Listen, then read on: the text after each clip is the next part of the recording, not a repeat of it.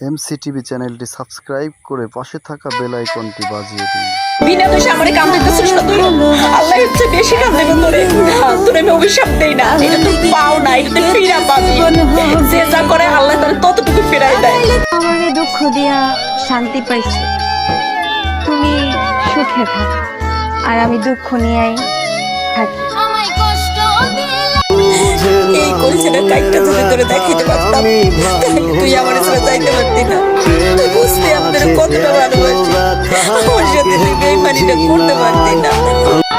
কারো কাছে মানসিক শান্তি খুঁজতে গিয়ে মানসিক রোগী হয়ে যাওয়ার নামই হচ্ছে বর্তমান ভালোবাসা।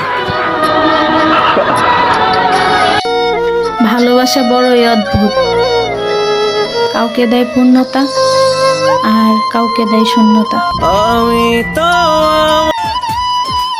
যদি আমি মারা যাই অন্তত একবার আমার লাশটা দেখতে এসো।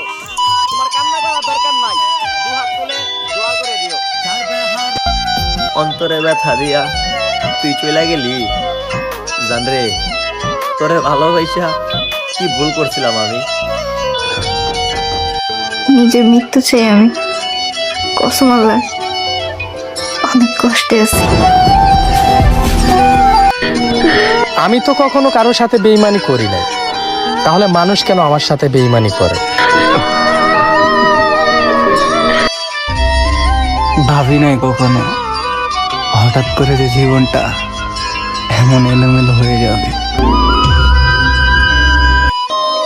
এই ভিডিওতে কমেন্ট করবা তারা জীবন্ত লাশ হয়ে গরু যারা। আমার এই দুঃখ দিয়ে যে পরিমাণ চোখের পানি ঝরাইছো, আমি দোয়া করি তোমার যেন এই দুঃখ কেউ না দেয়। যে ঠকায় সে অন্য জায়গায় ঠকে, আর যে কাঁদায় সে ঠিক হয়ে অন্য জায়গায় কাঁদে। বিচার সবারই হবে, অপেক্ষা শুধু সময়ের। আজ তুমি চলে যাবে অন্য কারো হাত ধরে, আমি না হয় চলে যাবো 3.5 হাত মাটির তলে। গর্ব করে প্রাউড ফিল করতে পারি আমি বারবার ঠকে গেছি, কিন্তু একটি বড় কাউকে ঠকাইনি আমি। যদি শোনো আমি কখনো আত্মহত্যা করছি, তখন বুঝে নিও অনেকটা মানসিক চাপে ছিলাম, যা সহ্য করতে পারিনি।